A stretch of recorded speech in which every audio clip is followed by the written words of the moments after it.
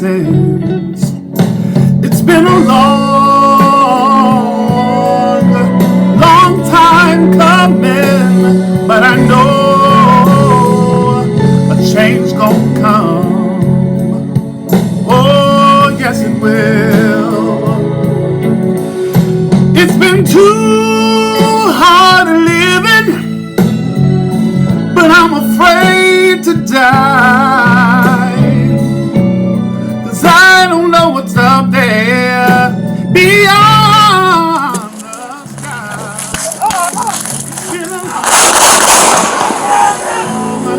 a long time coming, but I know a change gonna come. Oh, yes it will. See, I go to the movies. Garner seems to resist. Within seconds, the 350-pound man is down. From the ground, Garner cries out. Put your hand behind your back. I can't breathe. I can't breathe. I can't breathe. Long time coming. CMS, come on. We're here to help, all right? We're here to help you. We're getting the shot. Oh, yes it will. About an hour later, he is pronounced dead.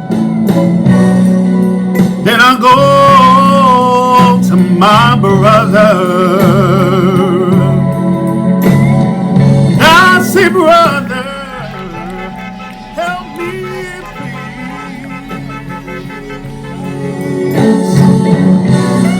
What do you want? I can't breathe. Please, the name of it. I've been waiting the whole time, man. Get up and get in the car. Mama. Get up and get in the car right. I can't. Gave y'all the opportunity to get in, bro. I told you can't win. My knee. You can't My neck. win, man. I'm through. My stomach hurts. My neck hurts. Everything hurts. This water or something. Please. Please. I can't breathe. Long time coming, but I know change is gonna come. Oh, yes it will.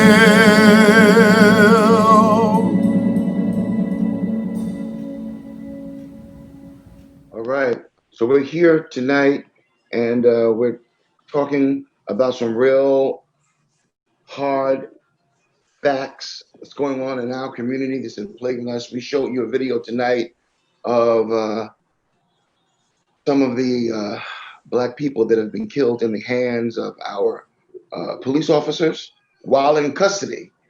So from Sandra Bland to Eric Garner to Rashad Brooks to George Floyd, and a little hard, kind of hard to watch, hard to look at, but this is something that's been going on for many, many years, and we would have thought that we would have gotten to a better place by now, but it seems like this is still what's going on in the United States, and that's what all of the protesting has been about. That's what all of the marching have been about. And so someone asked the other day to say, well, you keep saying Black Lives Matter, but all lives matter. Well, all lives can't matter, which is why we're trying to say that Black Lives Matter. Because for so long, we have been feeling that Black lives didn't matter to many people, which is why we have to actually say it now. And even in saying it now, we find many people are getting upset with that. But when we see injustices like these, and when we see a preponderance of recurring things like this, not one time, not two times, but a plethora of times, it brings us to a place where we are tired now, and we do want some justice, and we want what's rightfully ours. And today is Juneteenth. Today is Juneteenth, June the 19th of June. The Emancipation Proclamation was actually signed January the 1st, 1863, by the 16th president, Abraham Lincoln, but the Civil War lasted for like 2 years, more on, and even a couple of months after that. So Texas found out June 19th, 1865, that they were free, And so we're celebrating that today. And I'm grateful because there's legislation being made to make this a national holiday. Many of the states in the union have made it a national holiday, have made it a holiday within their state. And we have legislation to make it a national holiday, and rightfully so. It's something to celebrate. There's something to celebrate that we were in bondage for 400 years in these United States, and finally we were made to be free. So we have a discussion tonight, and we're going to be talking to you all tonight. We've got some guests that's coming on, but when we think of all this stuff that's going on, it just makes us understand that, you know, we've come a long way, but we got a long way to go. So Brother Leon is with us tonight. He's the vice president of our Citadel Men of Valor tonight. We've got some questions that we're going to be asking, and we've got some people that are going to be responding on our panel. The plight of the African American people in these United States has been arduous. It has been challenging. It has been life-threatening, and it has been long and tedious. And many of our ancestors have died trying to get free. And even once we got free, we still had to fight to vote, to sit in the front of the bus. You know, we still had to go through Jim Crow and the likes. And so, and even today, we're talking about now this systemic racism and this white supremacy that still exists, even though we are out of slavery and that we are free. But we still have many of our Caucasian brethren is entrenched in them, that they are still feeling that they are privileged, entitled. Brother Leon, what do you have to say about it? What do you feel about it? Well, personally, right now, I'm just, you know, as I am as a regular person, I'm just, for the most part, sitting to the side and just trying to see where I could fit in. For the most part, I see that like systemic racism is something that's very prevalent in our community. And, you know, we have to tackle, you know, not only issues that we present amongst ourselves, but issues that come from the outside of our camp, that come from the outside of our community. So how I feel is right now, I agree with some, you know, what some of our politicians say as far as voting and, you know, having your voice heard through the polls. I also agree that, you know, to a certain extent, we need a political agenda that has our best interests in mind. Because, you know, even though, you know, everyone in society wants their share of rights, we have to establish, you know, our rights first. We have to gain the respect that we deserve first. And we still have yet to do that. And that's what we have to keep fighting for. So we have to get an agenda, fight for it, and achieve what we said we want to set out to do. Cool. So now our people have been fighting for some years now. For years. Right to vote, and we gained the right to vote. I think someone was telling me that in like 1965, people of color still had to pay to vote. Pay like $2 to vote. And then they made things very difficult for them to vote. So, you know, they, cut down, they had long hours at the poll. They asked them all sorts of questions that they didn't need to ask them. They did everything to suppress the vote.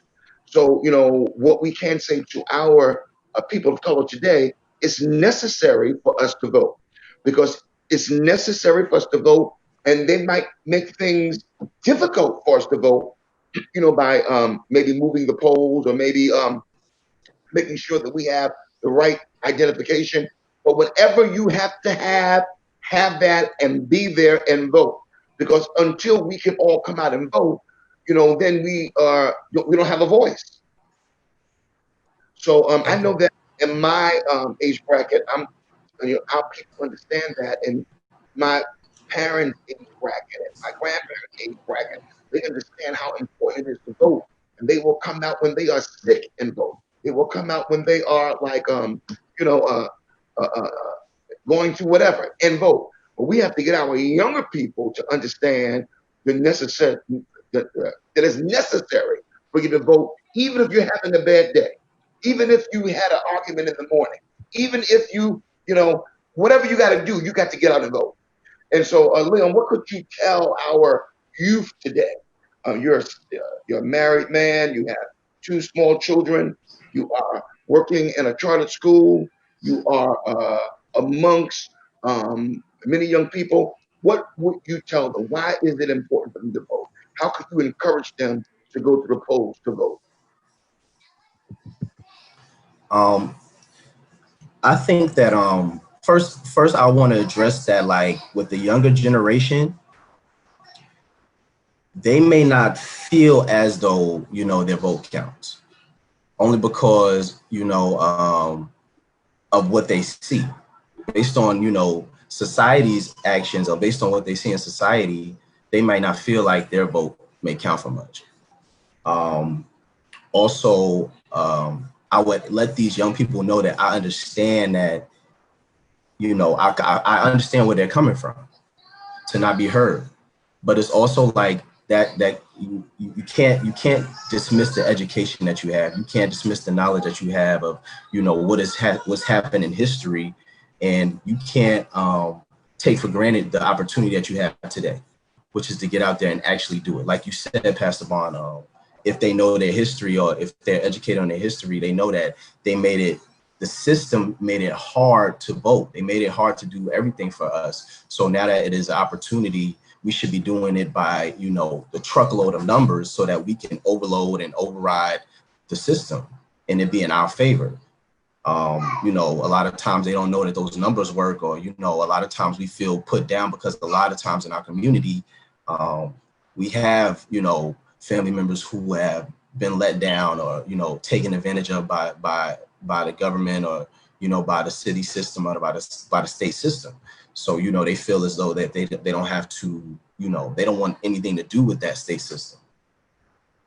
So, you know, I would let young people know that we understand what you see. We understand that this is what you see. This is how you take it.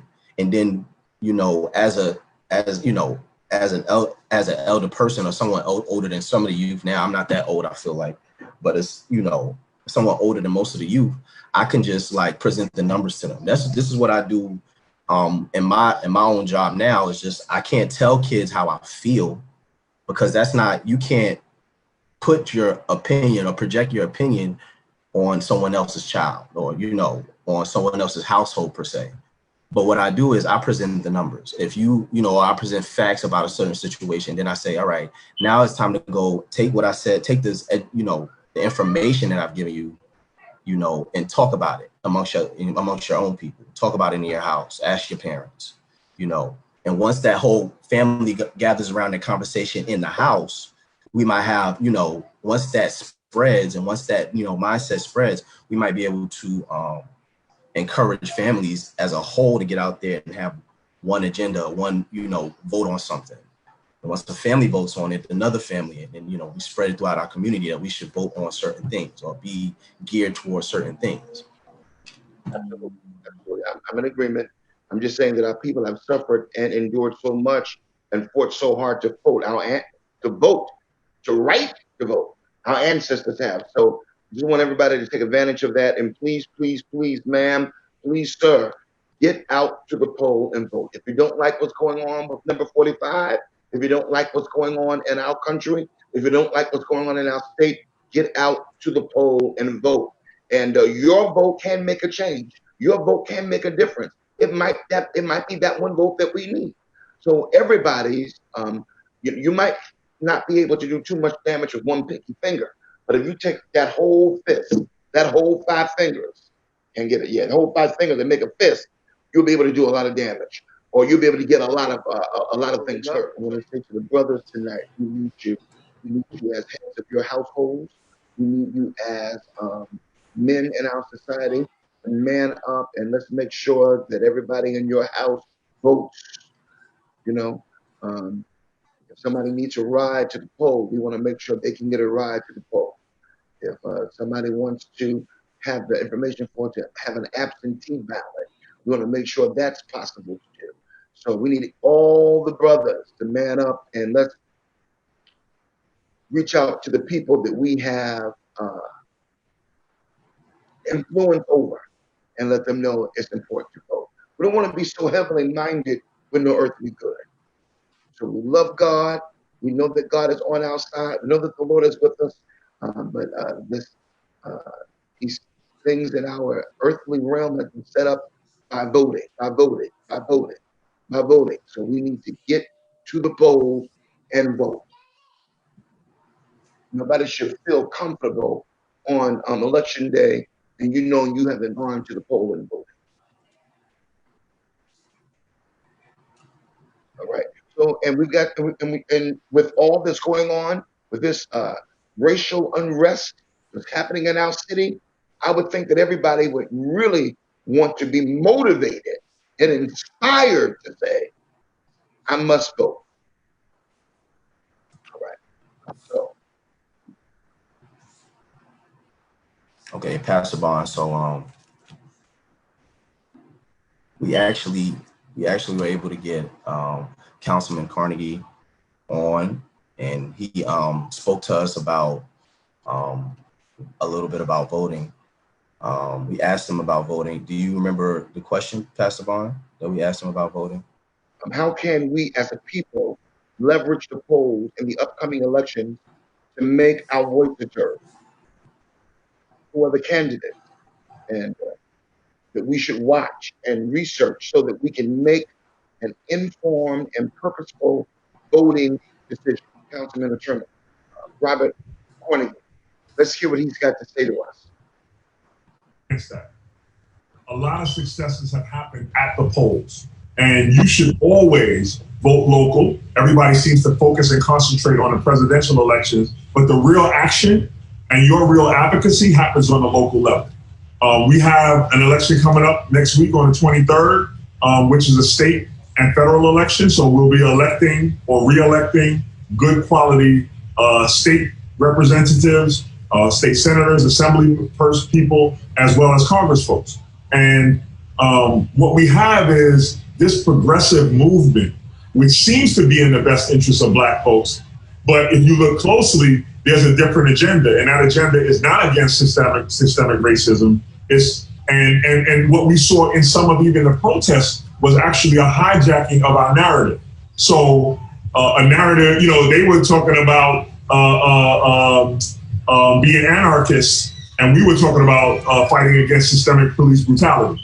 So we knew that, and I always said that we need allies in our march. Any great movement, albeit even the civil rights movement, was chock full of allies that helped push that across the line. And so we can respect that, but I don't want my narrative hijacked, because what happens when your narrative is hijacked, then they get to tell you when it's over. Like, the protest stopped really abruptly because everybody's going back to work and everybody's going back to, and while I respected the allies driving some of that, now we're left in the wake of that to continue our narrative, which has been hijacked.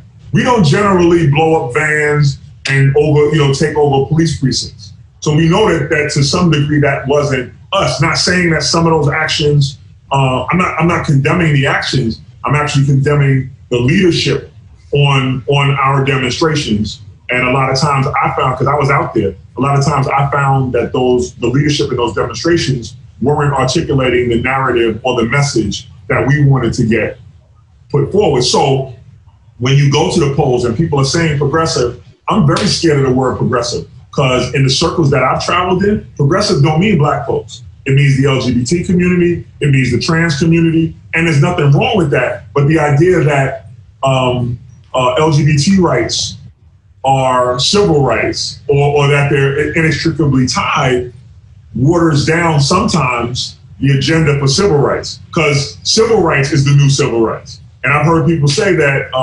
LGBT rights and trans rights are the new civil rights. No, civil rights are the new civil rights.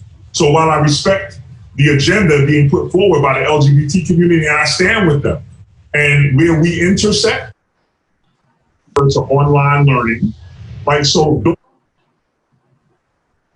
we're having some technical difficulties, so getting these fixed as we are marching, as we are protesting. It's good to know that well, we need to just be watchful, because everybody that's marching with us might not have that same agenda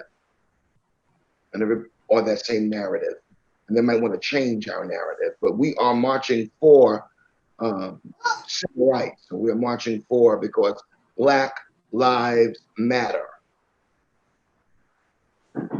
And that's the message that we're trying to portray, that Black lives do matter. Whether or not, they look like they represent your community, and there are good quality people who are not easily identified by the way they look. And I say that because I'm one of them. When I first came on, 7 foot with locks was not somebody who was in the city council, right? So I had to create a narrative for myself. And I always talk to young people about this. I had to create a narrative because I wasn't going to cut my hair, and I can't be less than 7 feet no matter what I do.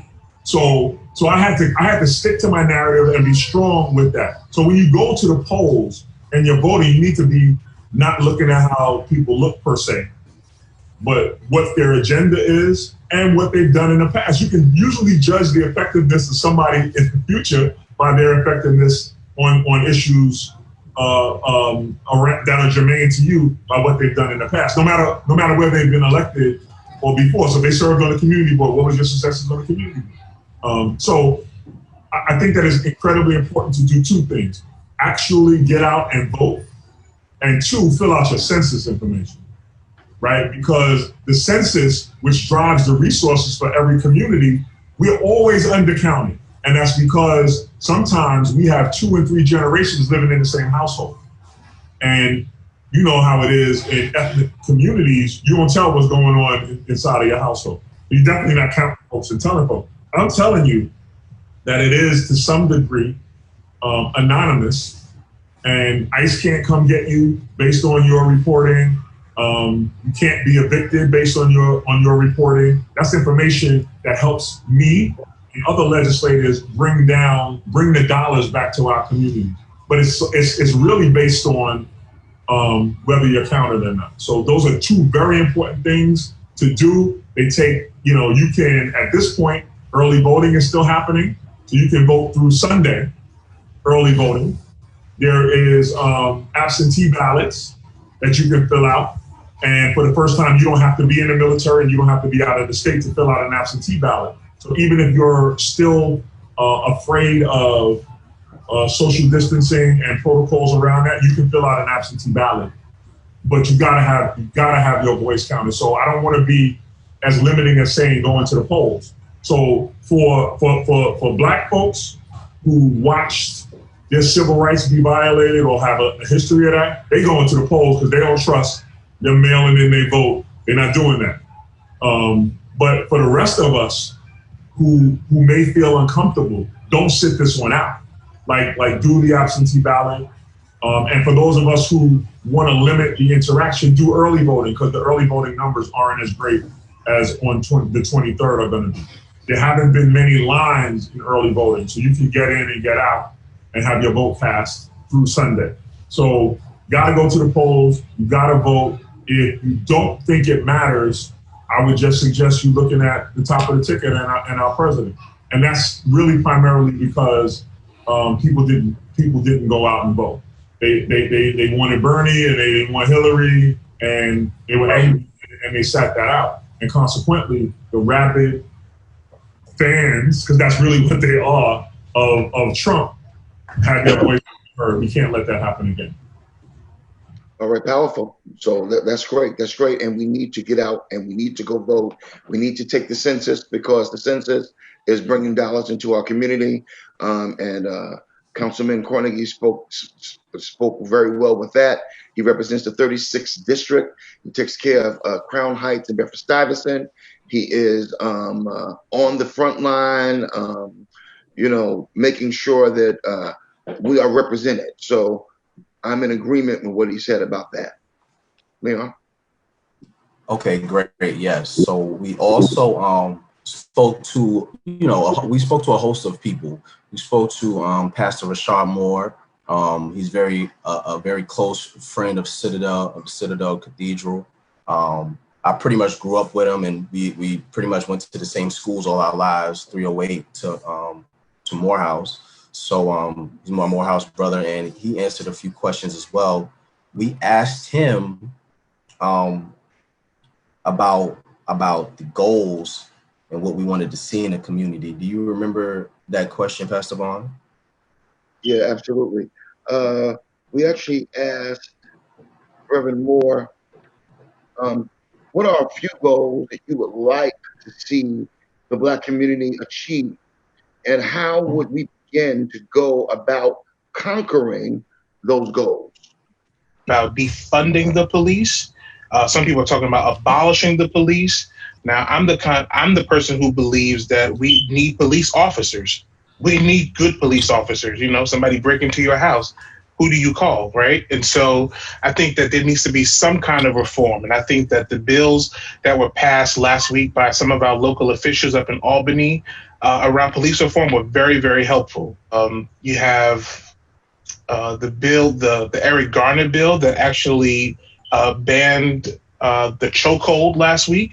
So that's a major thing. You have the repeal of the HR 50, I believe it was called, that now allows us to open up the disciplinary records of police officers.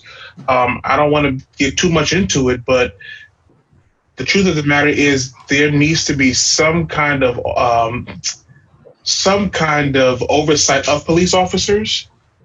Truth of the matter is, a lot of them, I hate to say this, a lot of them don't live in our community. And sometimes there is some deep-seated, unexamined racial supremacy that does operate in the police department. I'm going to also go and push, because you asked about my own interest. So my PhD that I'm now working on is in philosophy of education. And so I'm looking at like the philosophical underpinnings of education. And you ask me, how does that matter to anybody? When we talk about defunding the police and putting pressure on policing in the Black community, there has to also be a conversation, and I'm starting to see it bubble up now. There has to be a conversation for us thinking about the ways in which the same corrupt ways of policing in the street also takes a part and plays a role in the classroom. So I don't want to get too political, but I will. Somebody has to take a look at some of the charter school networks that use some of the same broken windows policing in the street they're using in the classroom. There's a new Instagram page that just came up yesterday, a couple of days ago, called Survivors of Success Academy. And when you start to listen to the parents' stories and some of the children's stories of what they dealt with in a school like Success Academy, you'll find that some of the same racial, racist policies and policing in the street is also being found in our classrooms.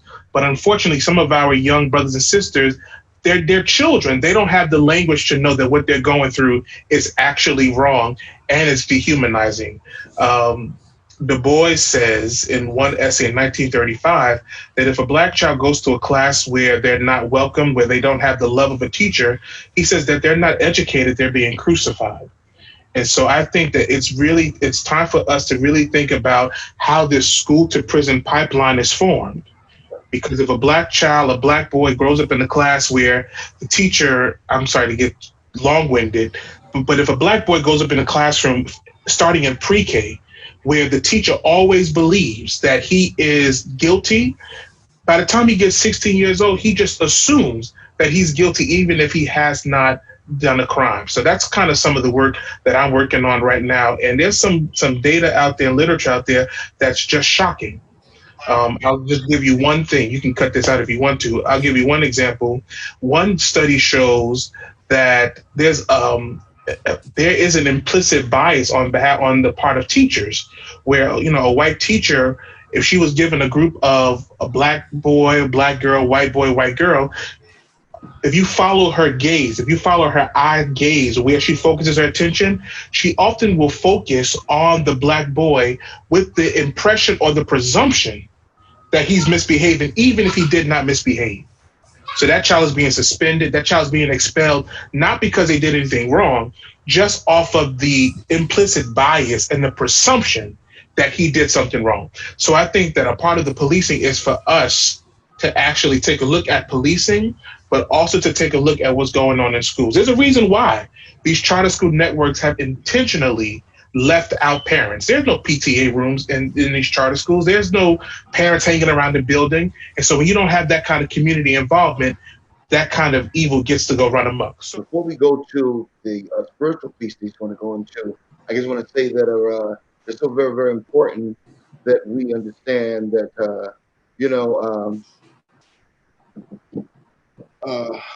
I went to an elementary school in it was PS 215, and it was in a predominantly white neighborhood. And at that time, the Department of Education was doing a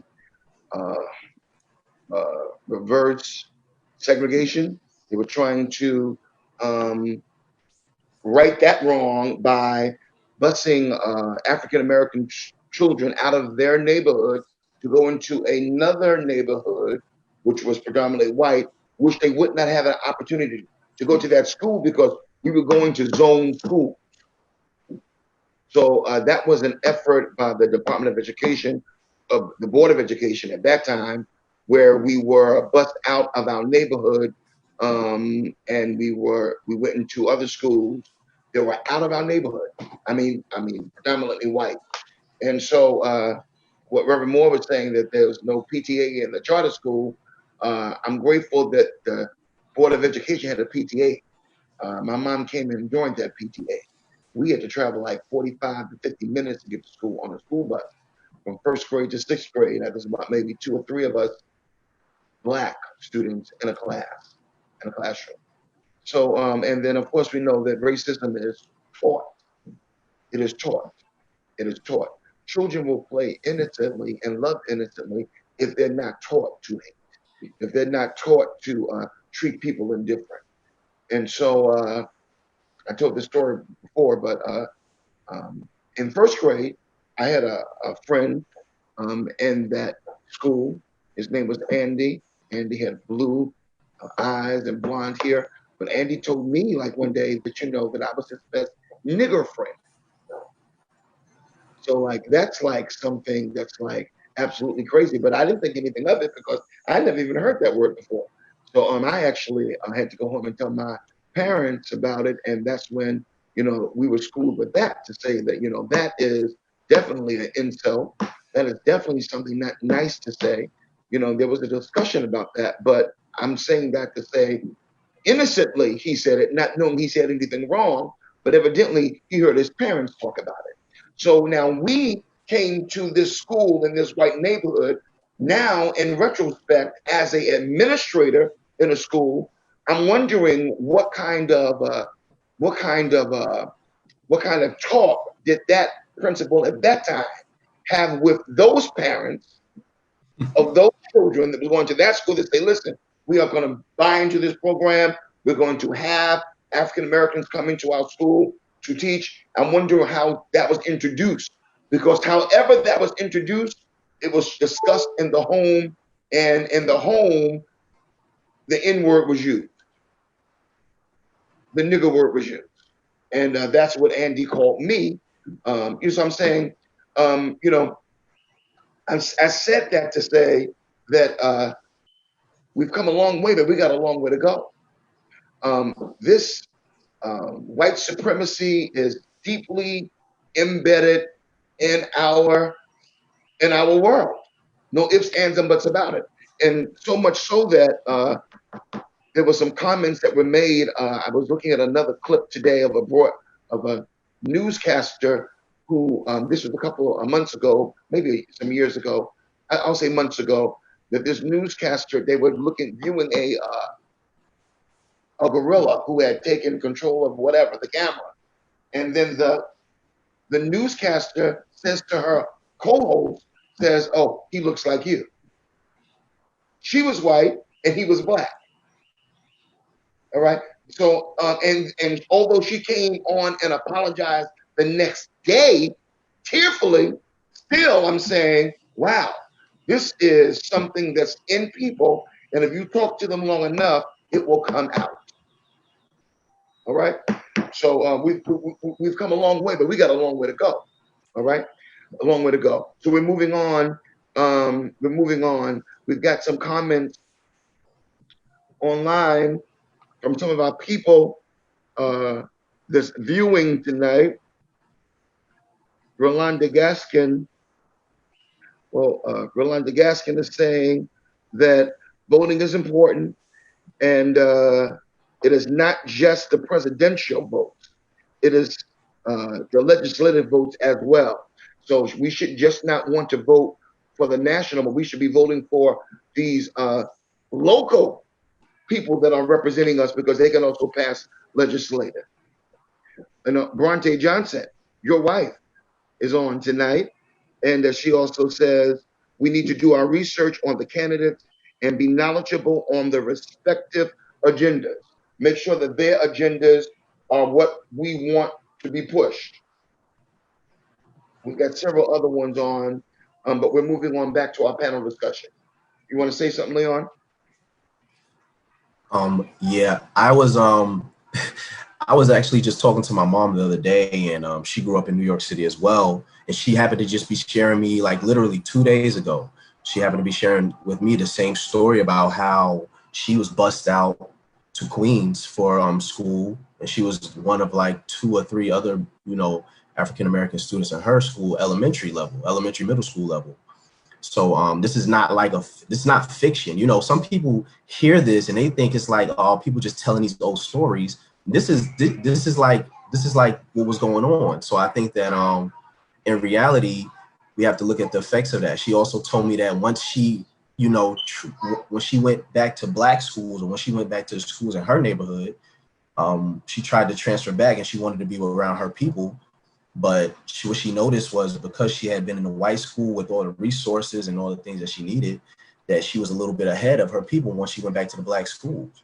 So it's like, this is not just, people whining and complaining and saying, oh, we're victims. This is like a system that, openly works against us, in policy and paperwork.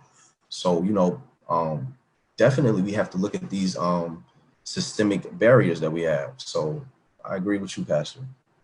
Right. So, and we're not old either. I'm not old either. So this Right. didn't happen back in the 50s and 40s. Okay, I'm gonna tell you when it happened, but it just recently happened when the DOE had that kind of thing where we were going. And I want to say this as well, because see, so in elementary school, that's how it was. It was like 2 or 3 of us in each class, and then like when we got to junior high school, there was an uprising. I remember I went to Andrews Huddy Junior High School. On Kings Highway was the annex, and we were in 7th grade. And there were days in which it seemed like every day the Caucasian children were chasing us to the bus stop. They had, throwing like bricks and things at us like that. One day in particular, I remember having to get on the bus. We were running to get on the bus, and I was like trying to hide under the seat on the bus. And when the gang of the white people would come at us, the bus driver wouldn't do anything. He wasn't trying to help us. So, and I'm just saying, and I'm moving on. But one more thing I want to say: there was a play that we did at my junior high school, Andrews Huddy Junior High School, which I was one of those characters. Always loved to act, and my grandfather had came to pick us up one night from the show, and so we were driving down Kings Highway, okay, and this car with these white brothers, pulled up next to us, and I said, "Oh my gosh!" I said, "I'm just surprised. I hope these people are not going to try to start anything." And sure enough, one of them, pulled down his pants and mooned us and called us niggers. And my grandfather said, "Oh, these people are crazy. These people are crazy." But I'm saying this is not something back from the 60s and the 50s and the and the 70s. This is like recent. So, and I'm saying now with number 45, a lot of these things are coming back again. And people are feeling that way again. And they might have felt that way all along, but suppressed it. But it's coming back again. It's coming back again. So I'm in agreement that we need to really, really look into the educational process. We need to go out and we need to vote. When you vote, you have a voice. We need to study these candidates and see which candidate is going to represent us the best and vote for the best of the choices. Don't say, "Well, I don't like none of them, so therefore I'm not voting." Pick one. Pick one. Pick the best one and vote.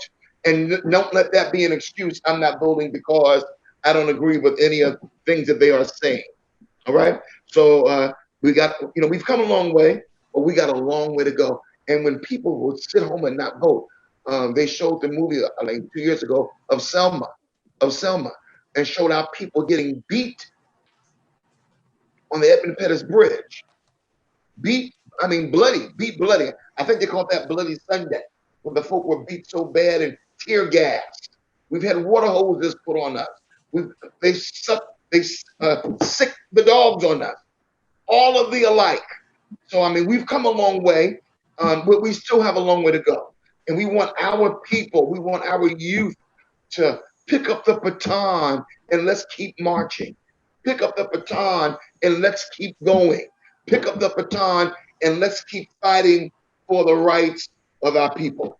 All right. So we have some more questions that we ask people on our panel. Right. So we could go along, finish with Pastor Rashad was saying, if you want. Okay, right. Because we did ask him also, how do you balance your effort towards fighting the current COVID-19 pandemic while also offering relevant support with the Black Lives Matter movement? Wanted to find out how is he able to minister to his people in his congregation with all this going on, and we've been out of church for 4 months. What does he have to say about that spiritual piece? Got him right here. Pull him up! And of the church and revitalizing the community after the pandemic and this policing. I don't think that I'm going to just talk for myself. I'll use I language. I don't think I realized, and this may sound shocking, I don't think I've ever realized the significance of the church like I do now. This is the longest time we've ever spent outside of church. Sometimes you do the thing, you go to church Sunday after Sunday, it becomes a habit that you don't realize how important it is. So as a pastor, Dr. Bond can tell you, but as a pastor right here in Brooklyn, I can tell you that now that it's been 4 months since we've been in the building together, not only do we have members who suffered from COVID, but the next wave is the mental health pressure of members who have mental illnesses, and coming to church every Sunday help them to cope with whatever they're going through. And so now they've been home for 4 months. The voices are starting to get louder. The depression is starting to sink in. And so if there's anything that the church can offer right now, it is just spiritual leadership. And when I say spiritual leadership, sometimes we just got to do the hard part of learning how to use Zoom, because some of us are overwhelmed by Zoom. But then a whole lot of people who are sitting at home who just wish they had one Zoom that they could join just to see somebody else's face. So a part of this, my call right now is not to do a whole lot. And I think my call right now that God is calling me to in this moment is to just do the work that I can to create community, or this new term out here, in my circles, hold space. Literally, you just hold in space with people, that you allow them to be, just to remember that they're not alone. And that may sound insignificant, but that's a big deal. Because before COVID, the last Surgeon General said that the most pressing disease in America was connected to isolation. People just feel isolated, they feel lonely, and then that leads to despair and nihilism and depression and death. So I am, that's my thing. Powerful. So that's important too. You know, this sense of belonging, this sense of fellowship, this sense of being a part of is very, very crucial to our people. 4 months being out of the building, worshiping God, you know, and people are home alone, people are quarantined, people are there by themselves. And so what we've been trying to do, I know in our church, Citadel Cathedral, we have been trying to get the auxiliaries active to do Zooms with, tonight the Brotherhood is on, the Sisterhood, they've got something coming up. The Citadel kitchen team has done something, you know, the choir has done something, you know, so we have, but now see, so that will include the people who are a part of that auxiliary. And then you have those members who are not really a part of anything, who just come. And so, you know, we try to get the word out to them. We got this going on. We need you to come and to be a part virtually. See, and that's another piece of that we have to make sure that people have a relationship with the Lord. You know, if you have a relationship with the Lord, even if the church is shut down per se, you know, you can still have a relationship with the Lord where you can go in your word and read, where you can pray, right?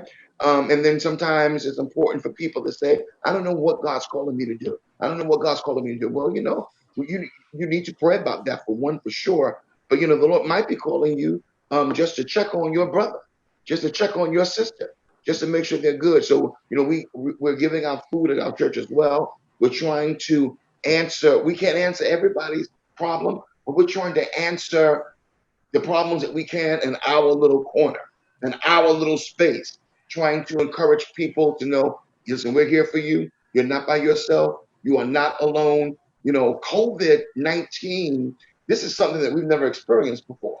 It has really kind of knocked the wind out of us, because not only, and with the deaths, with the, we were like the epicenter, New York, you know, we had at the height, it was 800 people a day that was dying, 800 people a day. And then to add insult to injury, we could not even have funerals for them. We couldn't even celebrate their life because we were quarantined. So, I mean, all of that does something mentally to us. And we have many people that are still grieving, and they were able not even to have any closure. That's what I'm saying to us today, you know, in the midst of this COVID-19, in the midst of this coronavirus, we do need to know that God is with us. We do need to know that God is on our side, and we do need to know that he can heal the land and he can touch our people. So, I'm in agreement with what Reverend Rashad Moore, I'm very, very proud of him, who Reverend Moore was one of my students at 308. Now he's pastoring First Baptist Church of Crown Heights, I believe, there on the Eastern Parkway. We're very, very proud of him, on a great job, as well as I'm very proud of Leon as well, one of my former students as well, who is working in our church, Citadel Cathedral of Praise and Worship. I'm proud because he is father of two, great husband to his wife, and he's a great educator in the school system. And that's what we really need. We need positive Black role models that will be able to mentor our youth and talk with our youth, speak to our youth, and get our youth to know that there's somebody thinking about them. So we've got some more comments. Brother Leon, you want to bring up some of these comments that we've got going on here tonight? Oh, well, I just wanted to, we do have our Elder Edison Barn on the line as well. And And I wanted to, we kind of touched on the fact that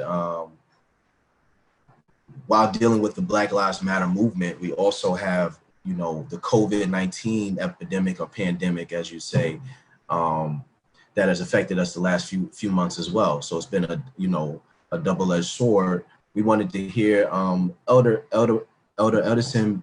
We just wanted to ask you, you know, as someone who's on the front line of the public health field, what exactly, you know, how exactly have you been able to balance, you know, what you do in your respective field, along with tending to the Black Lives Matter movement as well? So how have you balanced both things out, seeing that one is your actual, you know, daily, you know, profession? Good evening. Good evening. Can you hear me? Yeah, we can hear you. Loud and clear. Loud and clear. Thank you so much for the question. Thank you so much, Bishop Dr. Kevin Bond and Brother Leon Johnson, for having this conversation. As a healthcare executive and been involved in healthcare for about 30 years, you know, part of my passion has always been to address the disparities that exist in urban communities. And so we have been trying to address systemic racism from a health perspective, in terms of why is it that we as African Americans, urban communities, Black and brown people seem to have diabetes, etc. And so with COVID-19, it just gave us another example of a whole nother area where we find that we as Black and brown people had the greatest impact on. And part of that is multi-dimensional. One is that because we have such high comorbidities, because we suffer from diabetes and asthma and cancer, of course it's going to have an impact on us, because they told us with the coronavirus, for those people who are compromised, have the greatest risk. Two, when we look at our housing situation, you know, we are living, you know, you got a one-bedroom apartment and you got 2 and 3 families living in one space. When we started quarantining, we found that people who had the means, they were working remote, but they were working remote from the Catskills. They were in the Poconos. They were in their summer home or in their second location, being able to work remotely, secluded and in isolation, so that they could ensure their safety. And so we on the front line have been experiencing healthcare delivery from a whole nother perspective. I have a whole nother level of respect for our nurses and our doctors and our essential workers. Do you know what it's like to wear an N95 mask, have on a face shield, and have on your hazmat suit for 10 and 12 hours, being able to provide care? That is a whole nother level of what we call delivering healthcare delivery.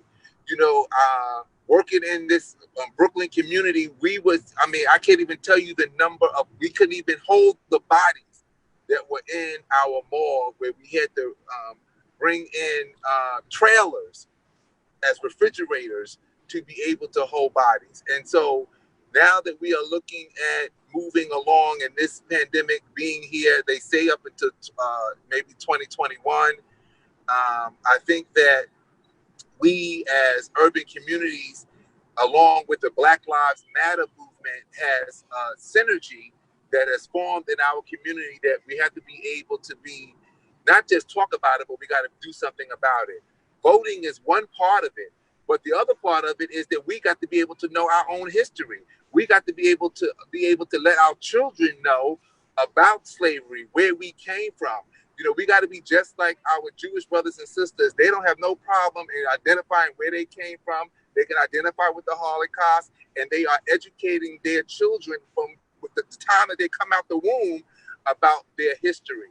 And so there's no excuse for any Black and brown people to not know who, some of these young people don't even know who Dr. Martin Luther King is, or Malcolm X, because we're not getting that in our educational system in the United States today. I don't want to be long-winded.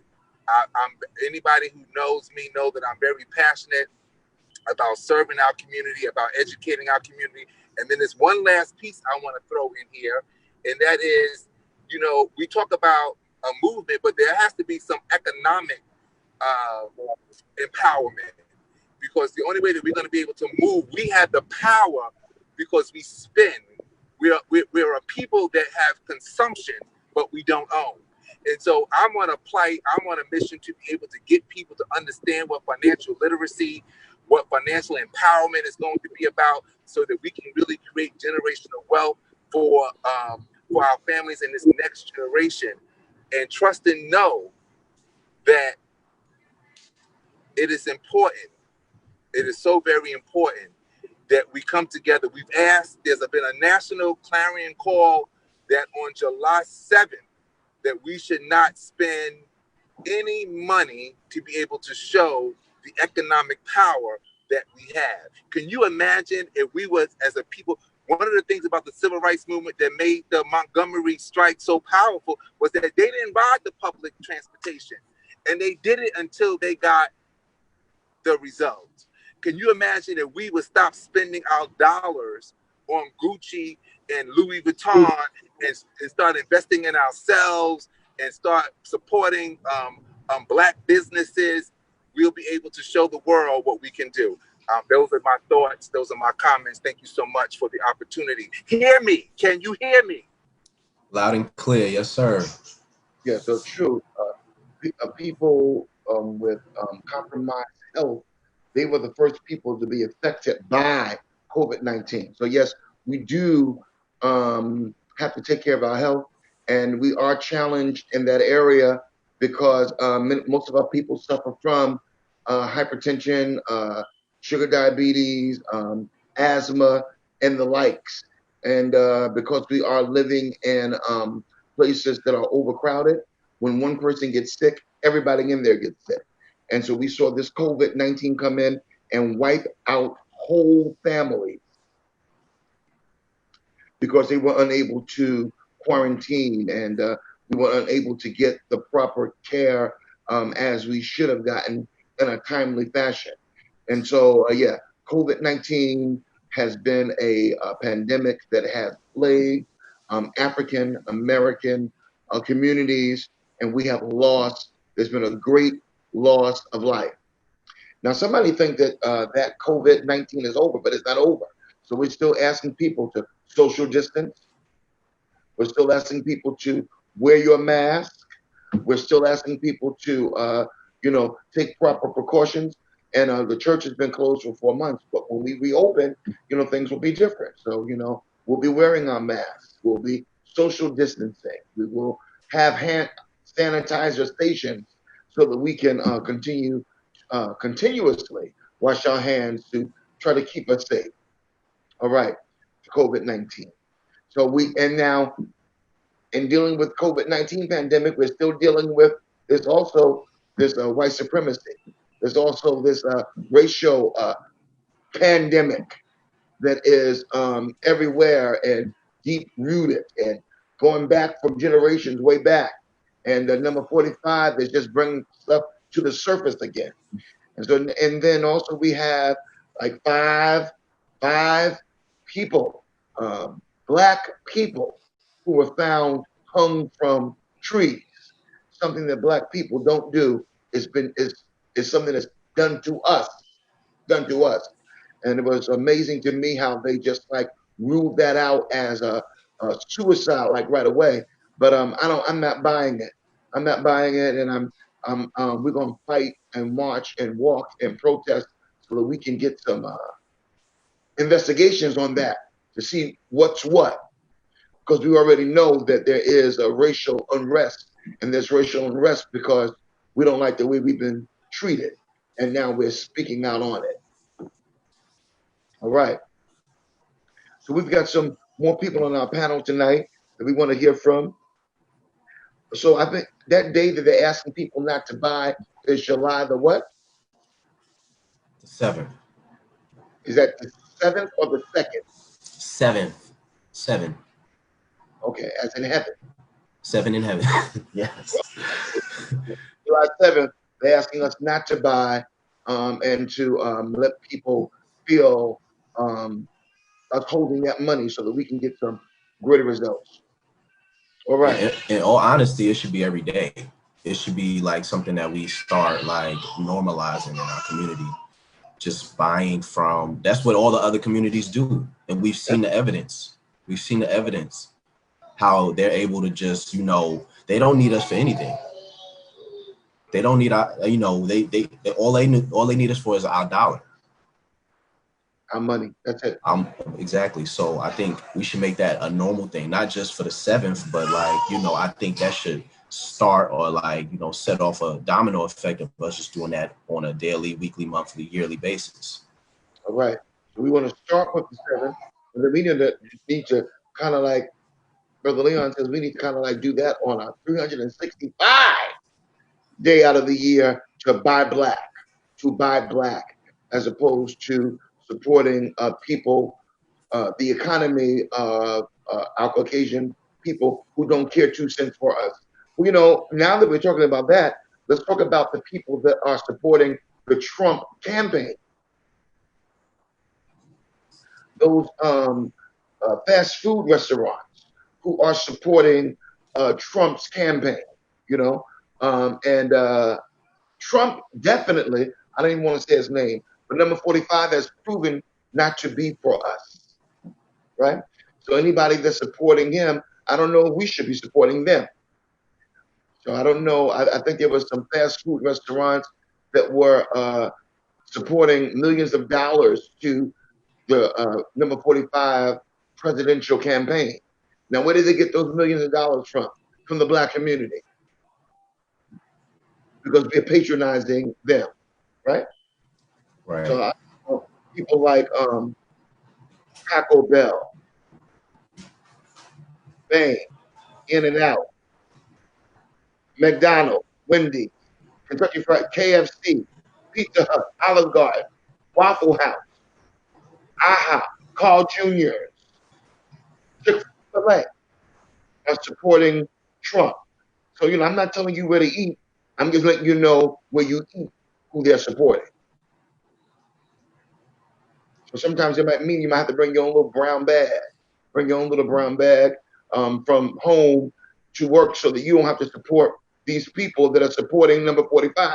I'm going to say their names again. What about that? Bang, In-N-Out, Chick-fil-A, Taco Bell, McDonald's, Wendy's, KFC, Pizza Hut, Olive Garden, Waffle House, IHOP, Carl Jr.'s. They support number 45. And number 45 does not support us. That's evident. He was having a rally there in Texas on supposedly today, because he said he didn't know nothing about June 10th. He said nobody else knew about it either. He says he made it famous. Come on. It's a legal holiday in many states already. In over like 40 something states, it's already a legal holiday. And the president of these United States, he says he didn't know anything about it, and nobody around him knew anything about it. Okay. I saw a picture the other day. We're moving on to the next panel. But I saw a picture the other day of what the staff in the White House looked like under number 44, our beloved President Barack Obama, and what it looks like now under number 45. Under number 44, we had people of color working in the White House. You need people around you that can tell you what's going on. But now with number 45, there's not one person of color, no black, no brown person around. And, you know, and that's the way he wants it. Okay, we're moving on. We want to go to our next panel person. Right. So we also had our Reverend Kevin McCall tap in with us and share his views on systemic racism and also how he was balancing out being on the front line as far as having his foot in the community and, you know, protesting and marching, as well as, you know, promoting safety during the time of COVID-19. So this is what he had to say. Systemic racism is basically that we have been in a place of in a place for 400 years. We have been fighting for everything. Everything has been at stake for 400 years for our rights, fighting for women's rights, fighting for reparations. We've been fighting for our 40 acres in the mule. It's not even a mule anymore, it's like a giraffe. It's been waiting for so long. Racism has impact on every area of our lives as African Americans and Latinos, from education to economic development to many other issues that we face daily. So it's a cultural shift that is happening, that people are starting to really understand and respect the value of Black life, and not just saying Black Lives Matter, but really meaning it. There's institutions that are really saying that they believe in the Black life. So we have been fighting for stuff so long to where now people are just recognizing of being woke. But we don't need them to just be woke. We need them to stay woke after this, because when these things calm down, we still got issues and we still got health disparities that African Americans face on a daily basis. So we still got issues that we still have to be able to deal with that doesn't have nothing to do with police. And so we just need to continue to stay in that same vein when the dust settles and all the cameras are going. For 3 months. Okay, and then he follows up with the next response, which is how he's been balancing the COVID and being on the front line of Black Lives Matter. So here's what else he had to say. Months dealing with a lot of the health disparities, where we were looking at so many challenges in New York City, Brooklyn, preferably in the East New York area, is the highest level of COVID-19 people passing with the virus and dealing with the pandemic. We lost so many clergy and so many of our loved ones of African Americans dealing with the pandemic. We had to be able to fight the pandemic with our left hand, and as we were dealing with that, we had to fight with the police brutality with our right. We had to be able to deal with both pandemics in 2020 and try to be able to deal with that. We really didn't have the basis on what to do as people because we was not prepared. We wasn't prepared on the education front. We wasn't prepared on how to be able to deal with the closing down of necessary changes in the city. So we wasn't prepared. But it's like Black people have always gotten the raw end of the stick when it comes down to us. We had to deal with the health disparities because people who were catching the COVID-19 were Black and Latino people. And that's because of the lack of resources that's in our communities, such as notifying of Medicaid or having health insurance or going to the doctor, or those such. So the numbers increased. And not just in here in New York City, but in Detroit and other places that people were still catching the virus. So we have to just be vigilant on dealing with the virus because it's still here and it's still something that we have to be able to don't forget. But we also have to be able to don't deal with the police and create some policy and create some legislation that we can see effective change in this country. We asked Councilman Cornegy. There are some who believe that systemic racism is a myth and that we as a people have all the resources and opportunity that we need to succeed. Then there are others who feel that the system is rigged and designed for us to fail. So we asked Councilman Cornegy, what was his view on systemic racism And then how do we begin to rise above it? The COVID pandemic demonstrated to us just how insidious systemic racism is.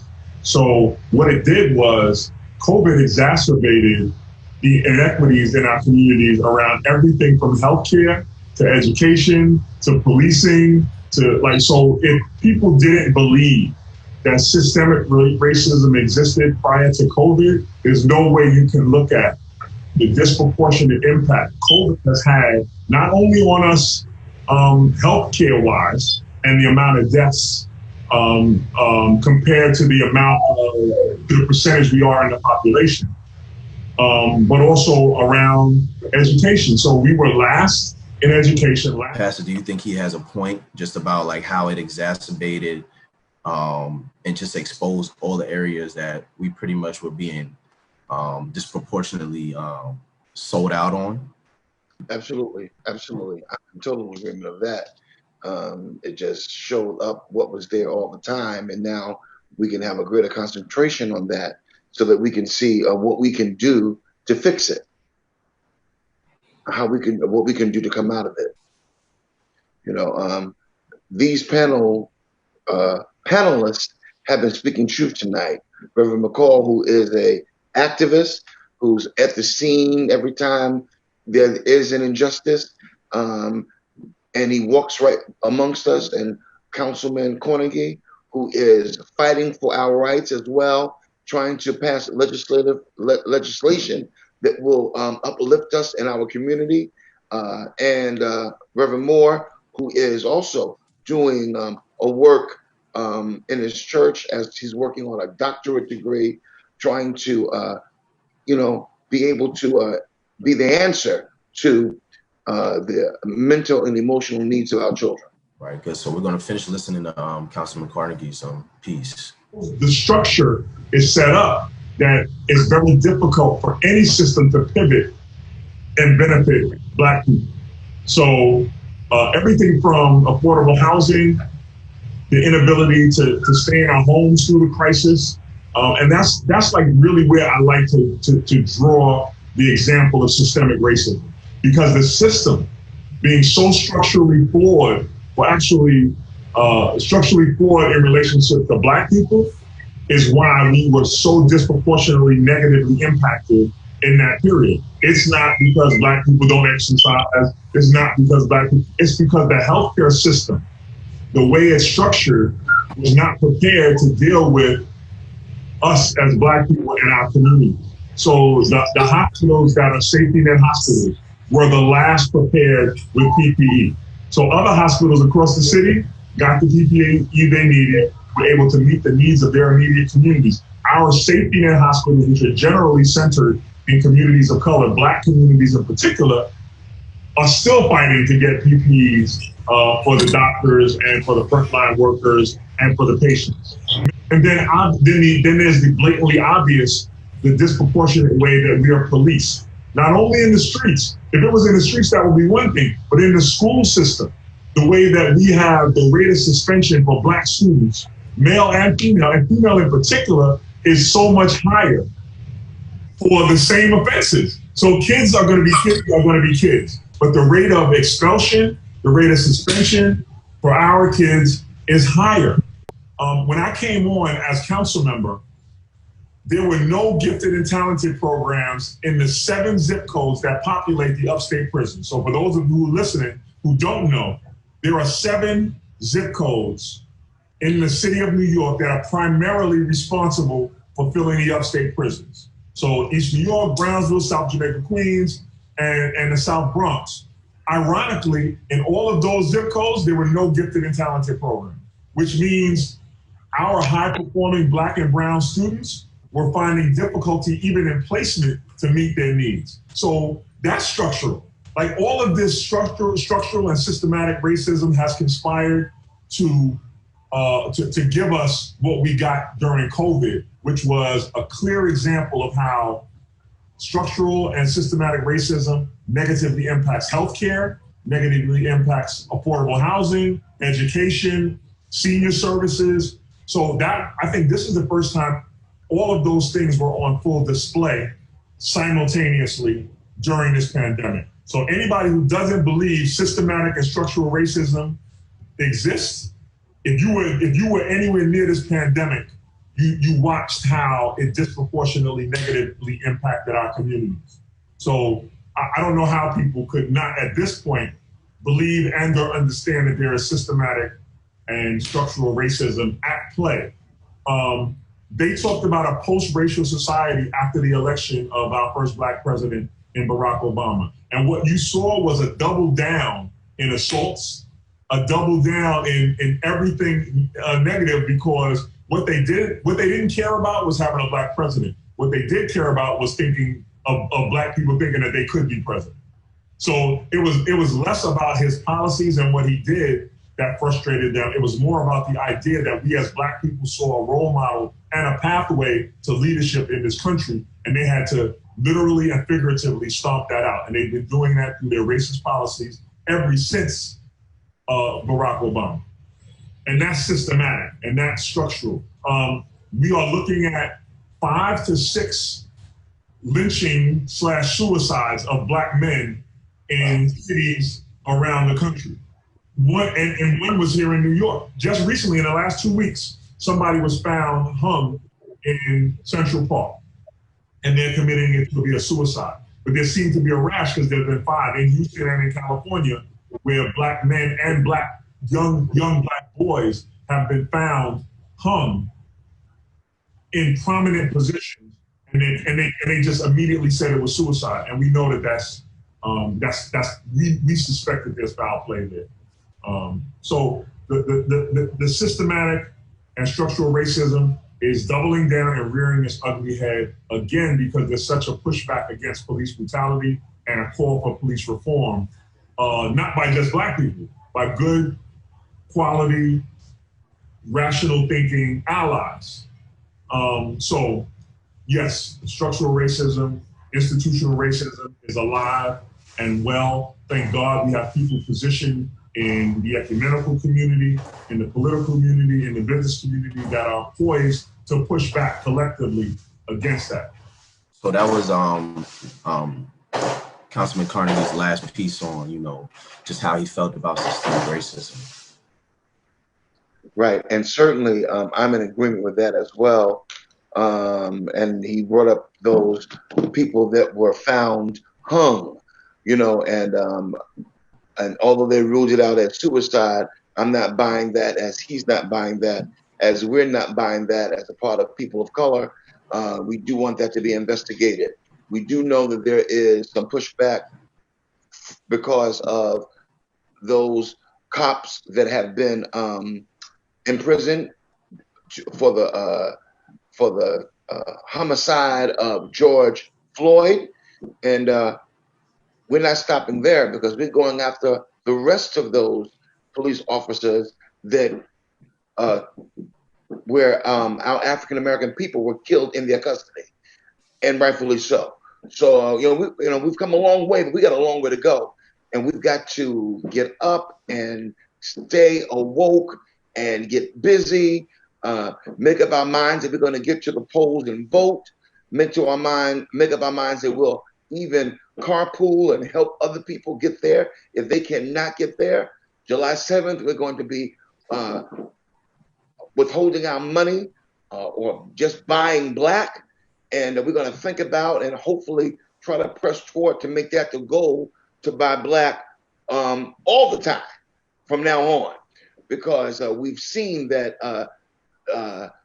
And then we want to support those people that are supporting us in our community. So we want to think twice about eating in some fast food restaurants who's supporting number 45's campaign.